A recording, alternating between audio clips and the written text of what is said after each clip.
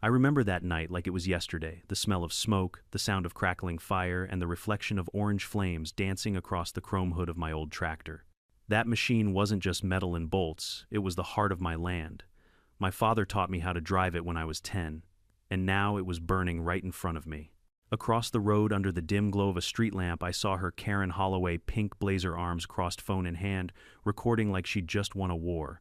She smiled, all because I said no. No, I won't join your HOA. No, I don't need your rules. And now, she thought she could teach me a lesson with fire. She didn't know yet. I'm not just a farmer. I'm the sheriff of this county. Before we dive into this madness, tell me where you're watching from and what time it is, and don't forget to hit that subscribe button if you love real-life HOA revenge stories like this one. They say trouble never starts loud, it whispers first. For me, it began with a knock on the fence and a voice too sweet to be sincere. "Good afternoon, Mr. Turner," she said, standing there in a pink blazer, clipboard in hand, like she owned the whole valley. "I'm Karen Holloway, president of the newly formed Willow Creek HOA. I wanted to welcome you to the neighborhood." I leaned on my rake, looked over the fence, and smiled politely. "Appreciate it, ma'am. But I've lived here since 1981. The neighborhood kinda welcomed me first." She laughed, a high-pitched, fake thing that sounded like a car alarm. "Of course, we just thought it'd be wonderful if you joined our association. We're creating a more organized community now that so many new residents are moving in." I already knew where this was going. I'd seen it before. They start with flowers and friendly waves and end with rules about paint colors, mailbox heights, and how tall your grass can be. I wiped my hands on my jeans. "Karen, my land's been here long before that HOA ever existed. I'm not inside your boundary lines. I'm county land." Her smile twitched. "Boundaries can change, Mr. Turner, and so can attitudes." I chuckled. "Then I guess both of ours are staying the same." She didn't like that. Her eyes hardened just for a second before she plastered the smile back on. "Well, I hope you'll reconsider. We do things together here in Willow Creek." "Good for you," I said. "I do things right here." She left with a fake laugh and a wave, but I could tell that wasn't the end of it. 2 days later, a letter showed up in my mailbox. No stamp, no envelope, just a folded note. "Community participation is mandatory for harmony and safety." That night I noticed a drone hovering near my barn. It had the HOA logo taped to its side. I grabbed my flashlight and pointed it straight at the camera. The drone zipped away. By the weekend, someone had spray-painted 3 big red words on my front gate: "Join or pay." Now, I'd been sheriff long enough to know when something crossed from annoying to criminal. But at that point, I wasn't wearing that badge. I was just Bill Turner, old man with a stubborn streak. And I figured, fine. Let her play her little power games. Maybe she'd get bored. Spoiler alert, she didn't. 3 nights later, around 10 p.m., I was sitting by the fireplace reading an old Louis L'Amour novel when I heard a pop outside, not a loud explosion, just the sound of something igniting. At first, I thought it was kids lighting fireworks. Then came the glow through the window, orange bright, growing fast. I ran out barefoot, heart pounding. My tractor, my father's tractor, was up in flames. Fire crawling across the seat, licking at the tires, black smoke rolling into the sky. I grabbed the hose, turned the valve, nothing. The line was cut. I sprinted to the well pump. Dry. Someone had closed it. I could feel the heat on my face as I stumbled back, helpless, watching years of sweat and soil burn away. The smell of burning rubber and diesel filled the air. And then I saw her.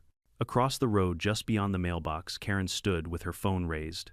The flames reflected in her glasses. Her face was calm, too calm. When she realized I was looking right at her, she smiled, a slow, knowing smile. Then she turned, got into her white SUV, and drove off. I didn't yell, didn't chase. Just watched her taillights fade into the dark. Sometimes silence is louder than shouting. The fire crew came 15 minutes later. They did what they could, but by then the tractor was just a skeleton, blackened metal, twisted parts, a few scraps of burnt paint.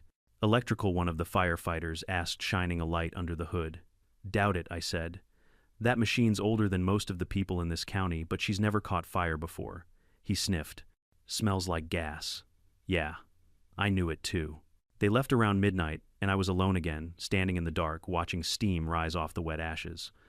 A part of me wanted to storm over to her fancy house and demand an answer. But that's what she wanted. She wanted me angry, emotional, reckless.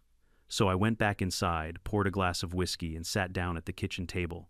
Then I reached into the drawer and pulled out my old badge. It had a small chip on the corner from years ago when I dropped it, chasing a suspect through the woods. I hadn't worn it since I retired 3 months earlier, but looking at that fire, I knew retirement was over. The next morning, Karen came strolling down my driveway like nothing had happened. She had her sunglasses on, coffee cup in hand. "Oh my, what a tragedy," she said with a mock gasp. "I heard about the fire. The whole community is just devastated." I folded my arms. "You were here last night," she blinked. "Excuse me, out by the road. I saw you," she smirked. "Bill, you can't accuse people without evidence." "Maybe it was an accident." "Maybe it was," I said evenly. "But accidents don't smile back." Her smirk faltered. She took a sip of coffee. "You know, refusing to join the HOA doesn't exactly make you a team player. Things happen when folks isolate themselves." I stepped closer.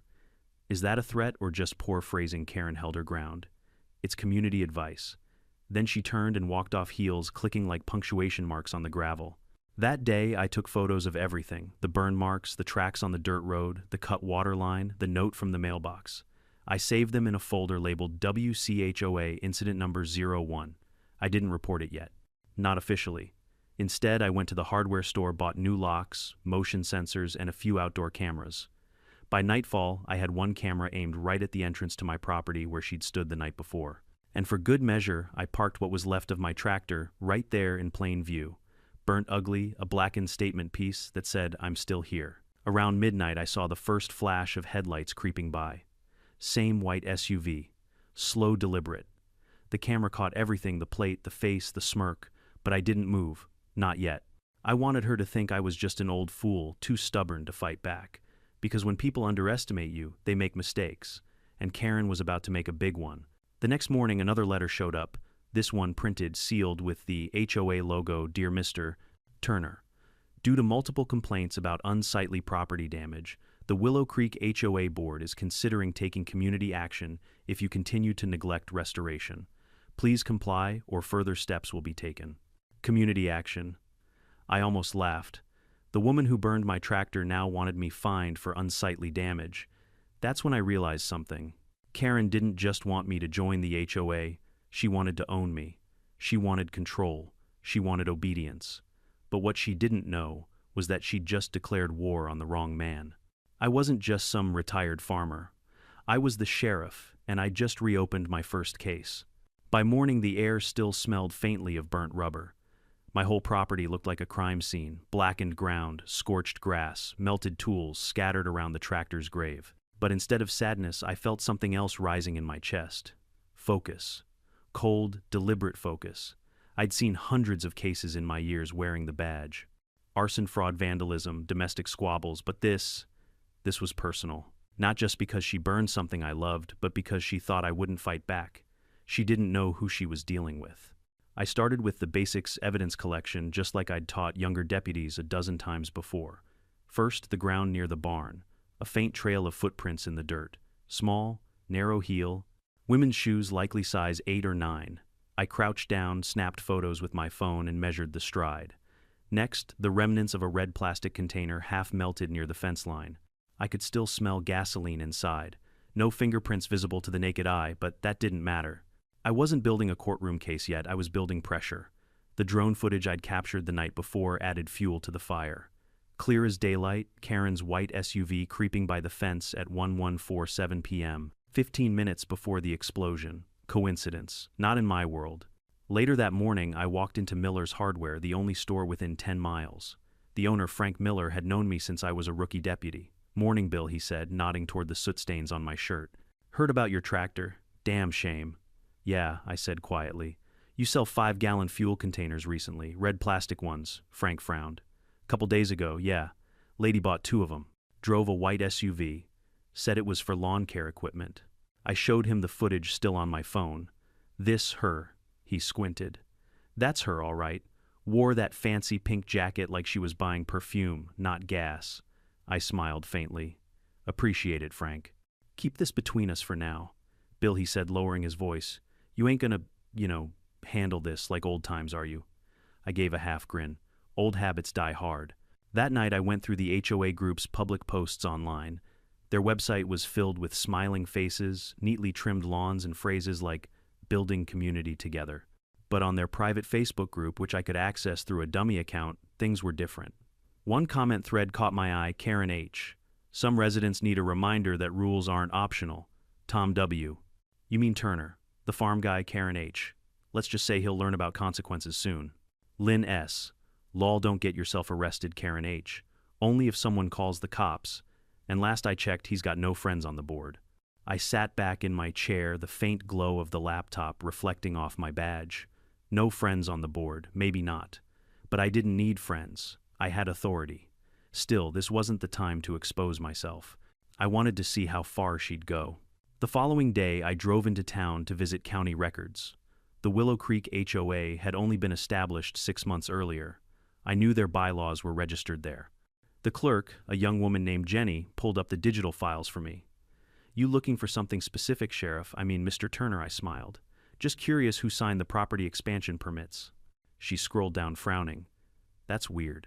There's a request for territorial annexation filed 3 weeks ago, signed by Karen Holloway. It lists your land parcel as future inclusion. I leaned closer. And was that approved? Jenny shook her head. Denied. Twice. She appealed last week, though. Looks like she's trying to redraw the HOA boundary, redraw the line, just like she promised. That evening, I found another envelope taped to my gate. This is your final notice. Your property remains an eyesore and a danger to the community's image. Either remove the debris or the HOA will take corrective action. It wasn't even signed. Just the Willow Creek logo at the bottom, a little drawing of a willow tree that suddenly looked more like a snake to me. I laughed out loud. Corrective action. That woman had no idea she was stacking felonies like firewood. Still, I played along. Over the next few nights, I noticed Karen's car drive by slower and slower. Sometimes she'd even stop pretending to check her phone while staring at my property. Once she rolled down the window and yelled, still refusing to clean that mess up, Bill, I waved cheerfully. Still refusing to follow illegal orders, Karen, her SUV, roared off, but I saw her brake lights flicker. She was fuming. I spent the following weekend setting up motion-triggered cameras around the fence line and installing a few hidden sensors near the barn ones that would automatically send images to my phone. On Sunday night at exactly 10:42 p.m., I got a notification. 2 figures, one tall, one short, both wearing dark hoodies, walking along the ditch toward my property. One carried a flashlight, the other, something metallic. I zoomed in on the feed. It was blurry, but I could make out the glint of blonde hair escaping from the hood. Karen. They reached my fence. The taller one, her accomplice, started loosening one of the boards. I could even hear faint laughter through the mic. I didn't move, didn't grab my gun, didn't even turn on the porch light, because right then the law wasn't supposed to scare them. It was supposed to watch. They slipped through the fence and disappeared behind the barn. A few minutes later, I heard whispering, then a metallic clank. When I checked the feed again, they were planting something near the tractor wreck. I waited until they left, then went to check. There, half buried in the dirt, was a small painted wooden stake, bright red, labeled HOA property line. They'd literally tried to move the border onto my land. I almost laughed. Congratulations, Karen, I muttered. You just trespassed. On county land. The next morning, I called my old deputy, Mason Clark, still serving in the sheriff's office. Mason, I said, got a situation brewing. Don't log it yet. Just listen. He knew that tone, the one I used before something big. Karen again, bigger, I said. We're past harassment. She's crossing lines physically and legally. He whistled. You want me to pull up her background? Yeah. Also, check any incident reports in her name, property disputes, civil complaints, threats. A few hours later, Mason called back. You're gonna love this. She's been reported in 2 other HOAs, one in Mesa Ridge, one in Palmwood Estates. Both times she got removed for abuse of authority and intimidation of residents. I smirked. Pattern behavior, perfect. You thinking of pressing charges? Mason asked. Not yet, I said. I'm thinking of pressing record. That night I set up one last camera right at the mailbox. It was small, hidden behind a reflector. I had a hunch Karen couldn't resist one more message. Sure enough, around midnight, headlights swept across my yard again. The camera caught her perfectly pink robe, messy hair, slipping another letter into my mailbox. The next morning I found it waiting for me. You're making this harder than it needs to be, Bill. We could have avoided all this trouble if you just joined like everyone else. Stop being stubborn. At the bottom, a hand-drawn smiley face. For the first time in years, I actually laughed out loud while reading a threat. She thought she had me cornered, but I'd already set the trap. All I needed now was for her to step into it. I poured myself a cup of coffee, opened my laptop, and began typing a short, official-looking email to Willow Creek HOA Board. From County Environmental Division Subject Community Cleanup Initiative. Dear Willow Creek HOA, the county is conducting an environmental inspection and community cleanup initiative this coming Saturday. Participation is strongly recommended for HOA leadership. Regards, County Compliance Office. The letterhead looked perfectly legitimate because it was mine. I leaned back, watching the screen glow. The plan was simple: draw Karen out, get her to step foot on my property again, this time with cameras rolling and officers waiting nearby. She'd burned my tractor to teach me a lesson. Now I was going to teach her what happens when you play with fire and forget who writes the laws. She didn't just simmer, she boiled over. Once she realized polite nudges and graffiti weren't enough, Karen started turning every trivial thing into an act of war. It was like watching a small animal puff itself up to look bigger, only this animal had a megaphone and a colony of gullible followers. That Monday morning, I drove into town to pick up a prescription and found half the diner table whispering about me. The owner, Rosa, slid a newspaper across the counter. Front page, big bold letters, HOA Landowner, Clashes Community Concerns Rise.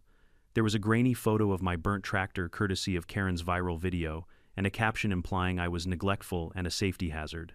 Someone had edited in a close-up of a rusty oil can next to the wreck, as if I was keeping explosives as decor. Professional smear, amateur morals. I turned the page slowly, tasting the cheapness of it.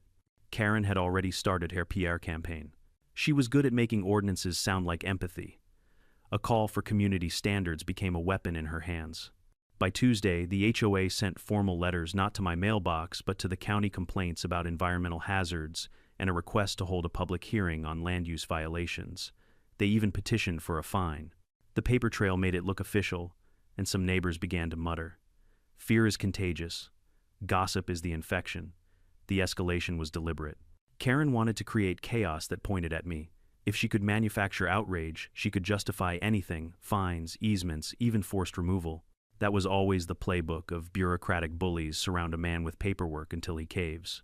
I began keeping a schedule: surveillance at dawn, legal research after lunch, evidence cataloging in the evening.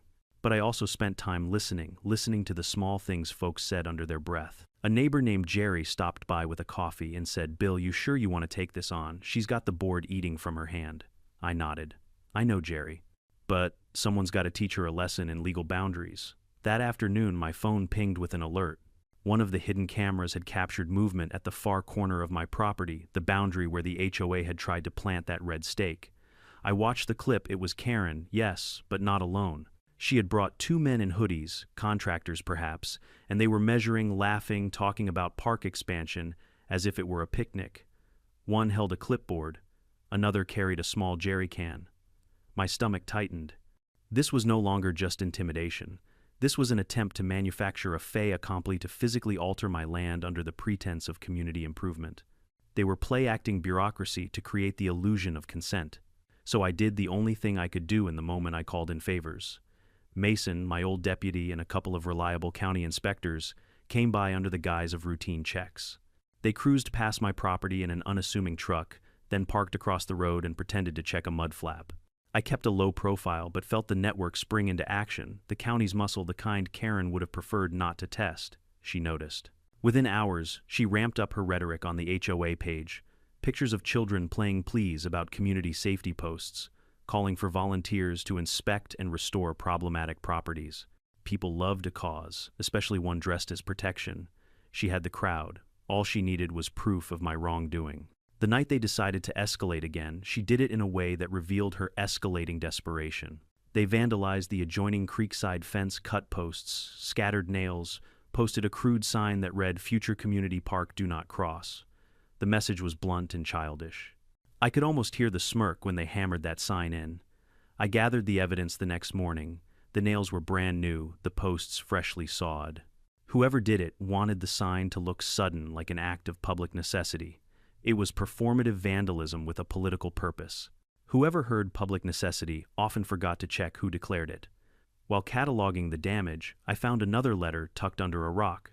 This one was not typed like Karen's usual missives. It was handwritten in hasty script. "We're trying to protect everyone. Stop resisting and this will end. No signature. Cowards Inc. But the coward didn't stop there. As if the signs and petitions weren't enough, Karen began personally confronting neighbors door to door, wielding anecdotes as weapons. "He's dangerous," she'd say, leaning on a porch rail as if she'd stumbled into some civic revelation. "He's a liability. Imagine if a child got hurt on his property." Her voice was velvet, but venom-lined every word. Mrs. Dobbins across the lane, who had always been friendly to me, confessed to me later, eyes wide with embarrassment, that Karen turned up on her doorstep with a smartphone held like a Bible.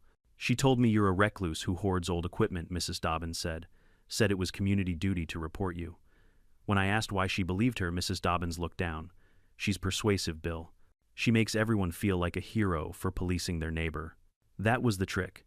Make people think they're doing the right thing by following the loud voice. Make them complicit before they know they're being used.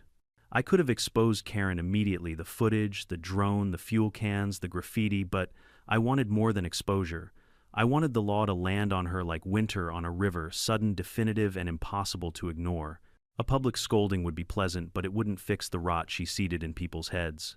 For that, she needed to be held accountable in a way that stripped power from the bully and returned it to the community. So I shifted gears.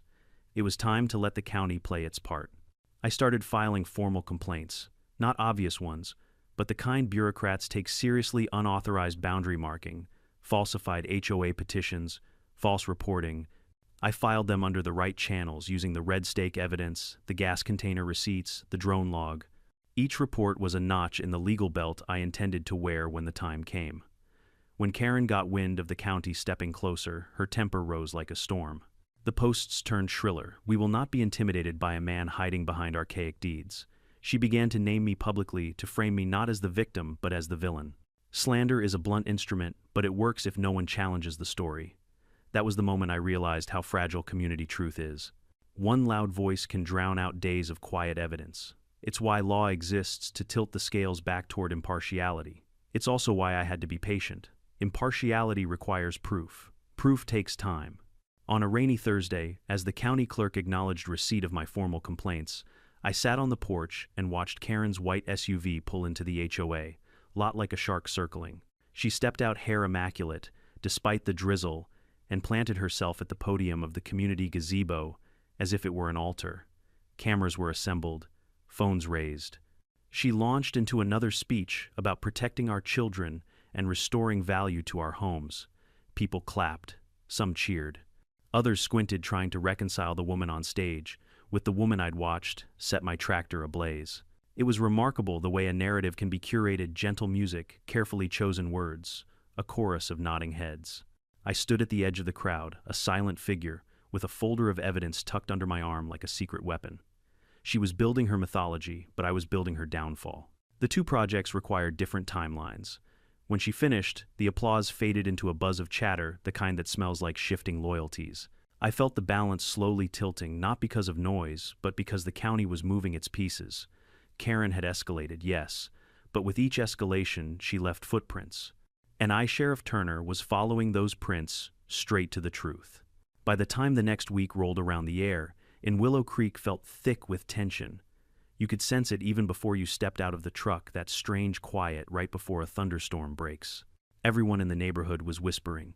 The HOA's community cleanup event was all over social media, plastered with Karen's favorite buzzwords: unity, safety, progress. The poster featured her smiling in a pink blazer, arms wide open, as if she were inviting peace, not planning a coup. Underneath the image were the words, "Join us this Saturday for a community-wide cleanup. Help us reclaim neglected spaces and beautify our shared land." Shared land. I almost laughed when I read that part. Nothing about my property had ever been shared, not the soil, not the fence, and sure as hell not the freedom. Still, I clicked attending. That Friday evening, I met Deputy Mason at the sheriff's substation. The place still smelled of coffee and gun oil, same as it had for 20 years. He leaned back in his chair and looked at me with that half grin he always used before a risky operation. "So let me get this straight," he said. "You're inviting the enemy to your own property for a trap." "Not a trap," I corrected. "An inspection," he laughed. "You always were a man for semantics." I pulled out the printed flyer. "She's going to bring her whole board, and at least a few contractors. Probably a cameraman too. They'll trespass, record everything, and call it community service."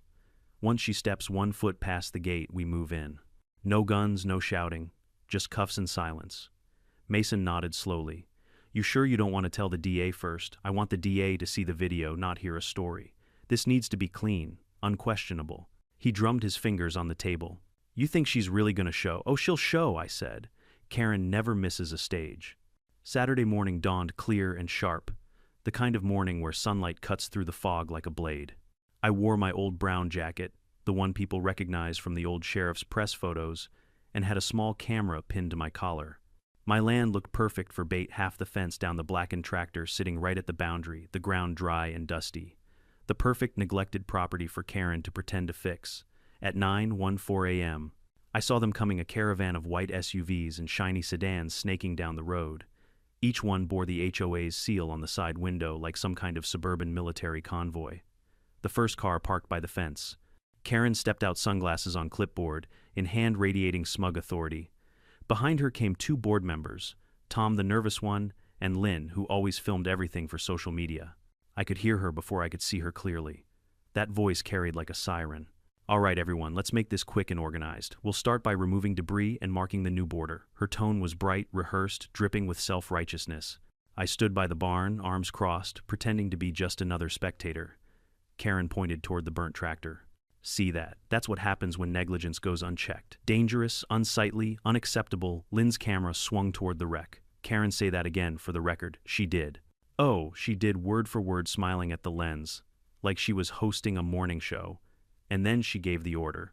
Let's move the old debris, clear it out. This area will be the first extension of the Willow Creek Greenway project. 2 hired laborers lifted the broken fence post and started dragging it inward.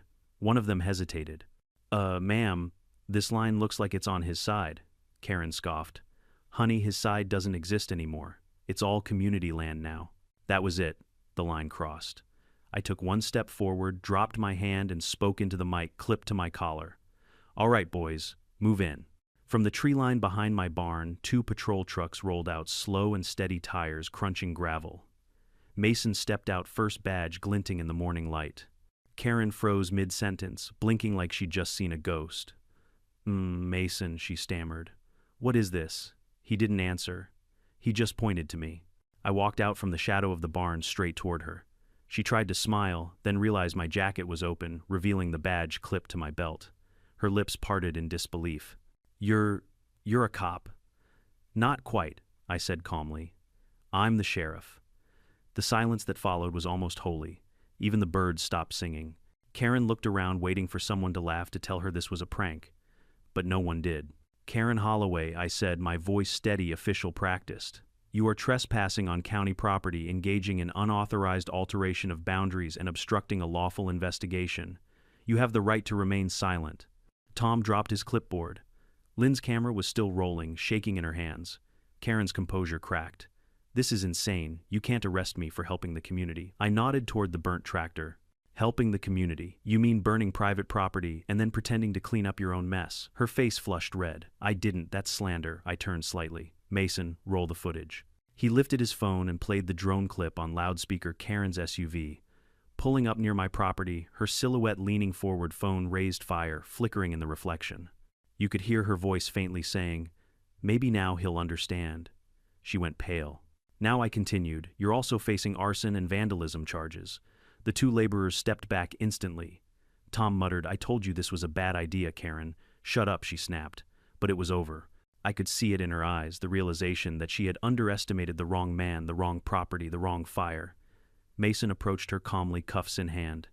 Ma'am, please turn around. She shook her head, stepping backward. You're making a mistake. I'm the president of the Willow Creek HOA. I run this community, I smiled faintly. Not anymore. She lunged toward me, finger pointed like a blade. You tricked me, Turner. You set me up. I didn't flinch. No, Karen. You set yourself up the moment you tried to redraw a line that wasn't yours. Mason clicked the cuffs shut. The metallic sound echoed down the road like a closing chapter. By noon, the area was crawling with deputies and curious neighbors peeking from behind hedges. Word spread faster than wildfire. The same folks who once whispered about me were now whispering about her, about how the mighty HOA queen got caught red-handed. Lynn's video, the one she filmed at the scene, leaked online before sundown. It went viral. The comments were merciless. HOA president arrested by the sheriff she tried to bully. You can't make this up. By sunset, the Willow Creek signboard, the one that once boasted Community Pride Shared Vision, had been quietly taken down. That night, I sat on my porch with a mug of coffee and watched the flashing red and blue lights fade in the distance. My property was silent again except for the crickets. I could still see the black marks on the ground where my tractor had burned, but now they felt different, less like scars, more like signatures. Proof that standing your ground still meant something in this world. Mason came back later to file the final report. You know, he said, chuckling, I almost feel bad for her. Almost. I nodded. She built her own fire, Mason. I just watched it burn. He laughed. Classic Turner. Always poetic when you win. I shrugged. Justice should sound good, don't you think? He raised his coffee cup. To justice, then. To consequences, I corrected, clinking mine against his. Because justice isn't always about the badge, sometimes it's about reminding people that no one, not even a Karen in a pink blazer, is above the line. By Monday morning, Willow Creek looked like a crime scene disguised as a parade ground. Sheriff units had already combed through my property, tagged evidence, and released statements. The HOA sign had been taken down overnight, and the once smug homeowners were suddenly quiet. They weren't angry, they were scared. But I wasn't celebrating. Not yet. I'd learned long ago that a case isn't over when you make the arrest, it's over when the truth can stand on its own. And truth, like good whiskey, needs time to settle. 3 days after Karen's arrest, the county office called a press conference. The district attorney wanted to address community concerns. I showed up in plain clothes hat, pulled low, mostly to observe. The hall was packed, homeowners, reporters, even the same people who had once applauded Karen's speeches about unity. The DA, a woman named Angela Carter, stepped up to the microphone. After reviewing the preliminary evidence, she said, "We are filing charges of arson, trespassing, and destruction of private property against Ms. Holloway. We are also investigating misuse of HOA funds and falsification of boundary documents." A collective gasp rolled through the room. Phones flashed. A few people actually clapped quick, guilty claps that died the moment others glared at them. I stayed in the back, arms folded. Karen wasn't there, of course. She was sitting in county holding her pink blazer replaced by an orange jumpsuit. I almost smiled at the irony, still matching the color scheme of community pride. After the conference, a few neighbors approached me cautiously, like kids approaching a sleeping bear. Sheriff Turner, one woman said, we didn't know she was like that. I looked at her kindly but firmly. Maybe next time don't wait for smoke before you see the fire. That night, I drove home under the cool glow of a harvest moon. The air felt lighter. My land, my fence, my barn, my scorched soil stood in silence, finally respected. But silence can also be lonely. When you fight long enough, even victory feels like another duty to complete. I sat on the porch, poured a small bourbon, and thought about the cleanup day, how easily a group of people could be manipulated by one person's need for control. They hadn't meant harm, most of them. They just followed the loudest voice. And that, I realized, is how corruption works best, not through violence, but through applause. The following morning, Mason showed up with paperwork and a grin. "You're not going to believe this," he said, dropping a folder onto my table. Inside were photos Karen's home office. The search warrant had turned up forged petitions, fake HOA invoices, and even cash envelopes labeled with residents' names. She'd been skimming dues and using the money to fund her community campaigns. I whistled low. She built herself an empire of paper. An empire of lies, Mason corrected. She thought she could hide behind bylaws and small print. People always do, I said, until ink turns into evidence. He grinned. DA's going to add fraud and embezzlement to her charges. She'll be lucky if she sees daylight before retirement age. Guess she'll finally learn about boundaries, I said dryly. That week, the HOA board called for an emergency meeting without Karen, of course. They asked if I'd attend as both property owner and law enforcement representative.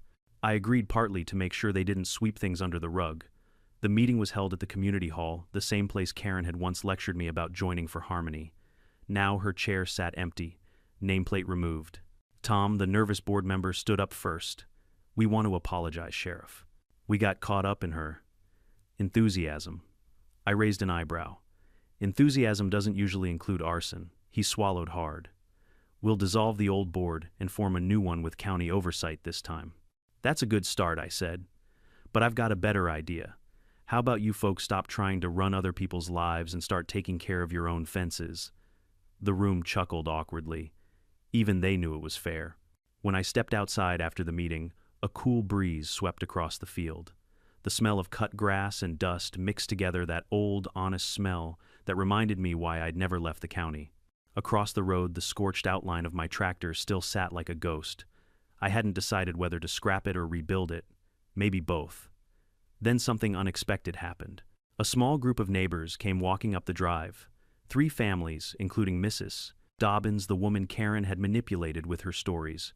They carried toolboxes and paint buckets. "Sheriff," she said, smiling nervously, "we thought we'd help fix your fence. Consider it a peace offering." For a moment I just looked at them, honest hands, tired faces, people who'd been fooled but wanted to make things right.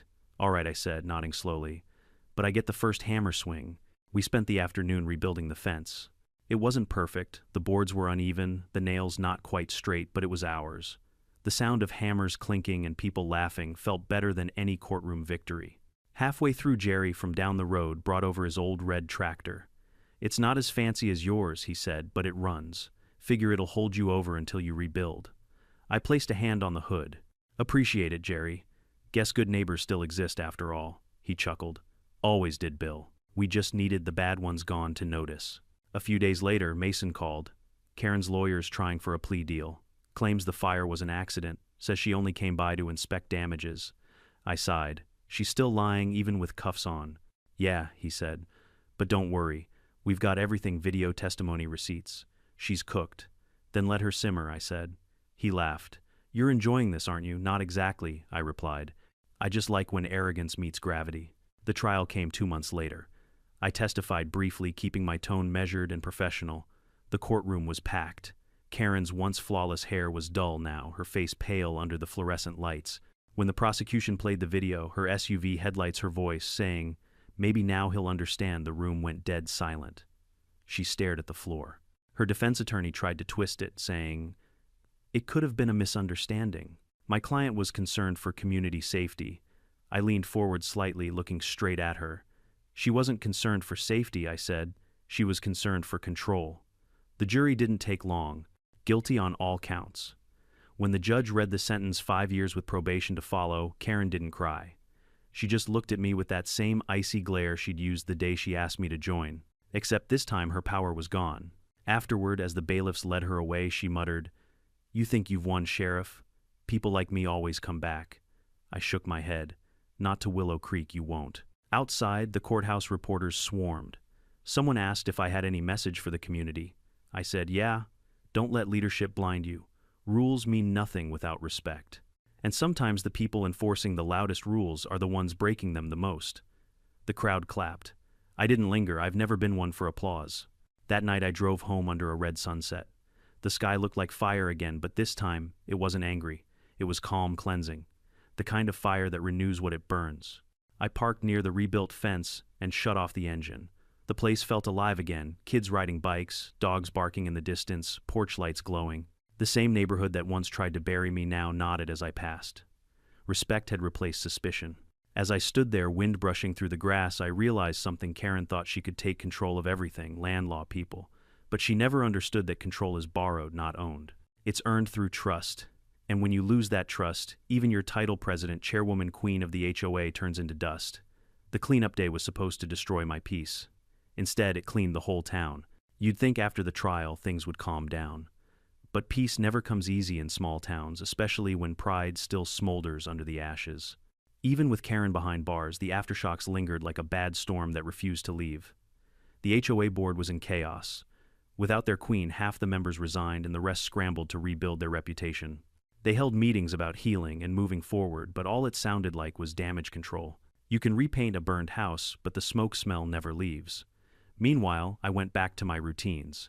The orchard needed trimming, the barn roof leaked again, and the new tractor Jerry lent me needed oil changes more often than cents. Normal things, the kind that keep you grounded after chaos. But sometimes when the wind blew from the south, I could still smell faint traces of burnt diesel. Memories linger even when you win. One quiet afternoon, about a month after the verdict, a plain envelope arrived in my mailbox. No return address, just my name in neat, almost delicate handwriting. Inside was a single photograph, me standing outside the courthouse after the trial. Across the bottom, someone had scrawled in black marker, "Justice is temporary. Power finds a way." No signature. But I didn't need one. I set the photo on the table and exhaled slowly. Karen was in prison, but she had followers. People who still believed she'd been targeted, that the big bad sheriff framed her for defending her community. Every small town has its loyal fools. That night, Mason dropped by for a beer. I handed him the photo. He studied it, frowning. "You think she sent it? Either her or one of her wannabe soldiers," I said. "Doesn't matter. The message is the same, they're not done." He sipped his drink. "You want me to run prints on it?" "Nah. Let 'em think I'm sleeping on it. Fear works both ways." He nodded. "You always were good at letting people hang themselves. Patience is the best rope," I said. Over the next week, odd things started happening. My mailbox got knocked down twice. The county sign near my road, the one that marked the edge of my property, was ripped out and dumped in the ditch. Someone even left a dead snake coiled on my porch with a sticky note that said, "You're next." It wasn't fear I felt. It was déjà vu. Same arrogance, different cowards. I installed new cameras this time, infrared and motion triggered. If they wanted to play, I'd make sure the lights were on. 2 nights later, the sensors caught movement.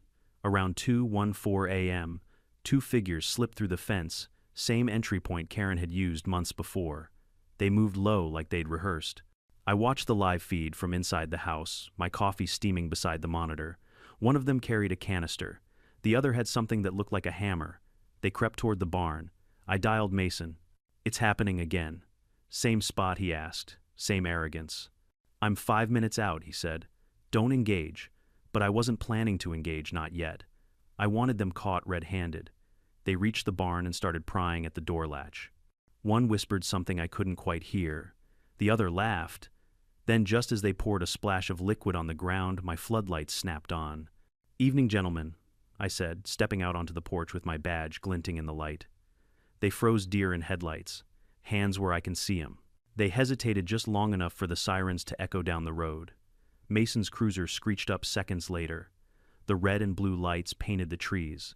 The shorter one dropped the canister and bolted. The taller one, a man I recognized as Tom Watkins, the former HOA treasurer, just stared, guilt flashing across his face. Mason tackled the runner in the ditch, dragged him up in cuffs. "You idiots never learn, huh?" I walked toward Tom. "Couldn't resist a sequel, huh, Tom?" He swallowed hard. "You don't get it, Turner. She's coming back. She said she'll fix everything. She's in prison." He shook his head, trembling. "Not for long. She's got people, lawyers, donors, other HOAs watching. You think you won. You embarrassed her. She'll make it right." I sighed. She already made it wrong. We cuffed both men, collected the evidence, the gas can, the hammer, the black hoodie embroidered with the Willow Creek logo like some sort of twisted uniform. When Mason opened the trunk of Tom's car, we found a box filled with printed flyers. "Bring back Karen the True, voice of Willow Creek." Propaganda. Pure delusion. The next morning after booking them, I called the DA. "Angela, you might want to prep for round 2. Looks like our queen still has knights." She groaned over the phone. "You've got to be kidding me." I wish I was. "Fine," she said. "We'll tack on conspiracy to commit arson and intimidation." "You've got footage," of course I said. I learned from the best her. The arrest of Tom and his accomplice hit local news by noon. This time the public wasn't confused. They were exhausted. HOA meetings were canceled indefinitely, and half the residents started posting online about leaving the association entirely. The illusion had cracked, finally. But the story wasn't done yet. 2 weeks later, Karen's lawyer filed an appeal claiming procedural errors and bias due to conflict of interest, pointing out that I, the sheriff, was the victim. It was desperate, but it forced a hearing. I attended quietly in the back row. When they brought her in, I almost didn't recognize her. The sharpness was gone from her face. Her posture sagged. But her eyes, those eyes still burned, with that same pride, that same twisted certainty that rules were for everyone else. She looked right at me across the courtroom, and even through the glass divider I could read her lips. This isn't over. Maybe she believed it. Maybe she needed to. But when the judge denied her appeal flatly immediately, the look on her face changed. Pride collapsed into something smaller. Not regret, just awareness. The realization that she'd lost control for good. As she was led away, I caught a glimpse of her reflection in the hallway window. Small, distant, swallowed by the very system she thought she could manipulate. That night, Mason and I drove through Willow Creek one last time. The streets were quiet, the lawns freshly mowed, no more HOA patrols with clipboards. Funny, Mason said, "How peaceful it feels now." I nodded. That's what happens when fear leaves the room. He glanced at me. "You think she'll try anything else?" "From inside, maybe," I said. But people like her can't thrive without an audience. The stage is gone. We drove past the old signpost, where her community pride banner once hung. Only 2 metal poles remained rusted and bent, pointing upward like gravestones. When we got back to my place, the air was cool, calm, the kind of quiet that doesn't hide trouble anymore. The new tractor sat beside the barn, the old one still rusting behind it, a reminder of everything that had happened. Mason lingered for a bit, staring at it. "You ever gonna get rid of that thing?" I smiled. "No. That tractor stays. It's proof." "Proof of what?" "That even when someone tries to burn down what's yours, you can rebuild without losing who you are." He nodded. "Deep, Sheriff. Occupational hazard," I said, grinning. He drove off, leaving me standing there in the fading twilight. The stars were just starting to appear, clean, honest, unbothered by human nonsense. I leaned against the fence and breathed in the night air. Somewhere down the road, a coyote howled. For the first time in months, I felt peace, real peace. Not the kind you win by fighting, but the kind that shows up after you stop needing to prove you were right. Karen had her followers, her propaganda, her empty slogans. I had something she never could control: the truth, and that in the end was the only law that ever mattered. It's strange how quiet justice sounds once it's done. No sirens, no shouting, no papers being stamped, just wind over fields and the hum of a tractor engine. That's what my mornings feel like now. Peace doesn't arrive with applause. It drifts in slowly like dawn through fog. It's been 6 months since the trial ended, and Willow Creek is a different place. The HOA board dissolved officially after the county revoked their charter. The sign at the neighborhood entrance that once boasted "a community with pride" now reads simply "Willow Creek Population Learning." A little humor courtesy of the new town clerk. I couldn't have said it better myself.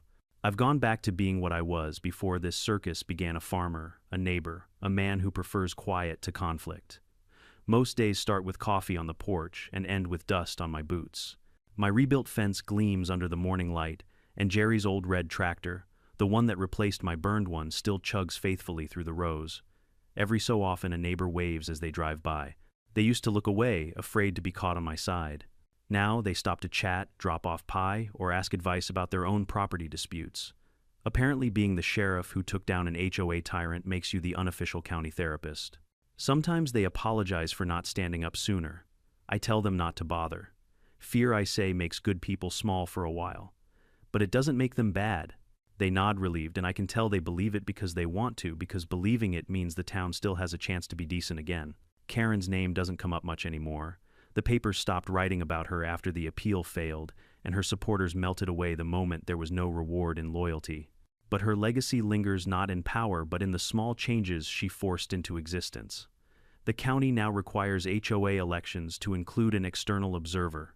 Fines and enforcement actions need signatures from at least 3 unrelated members.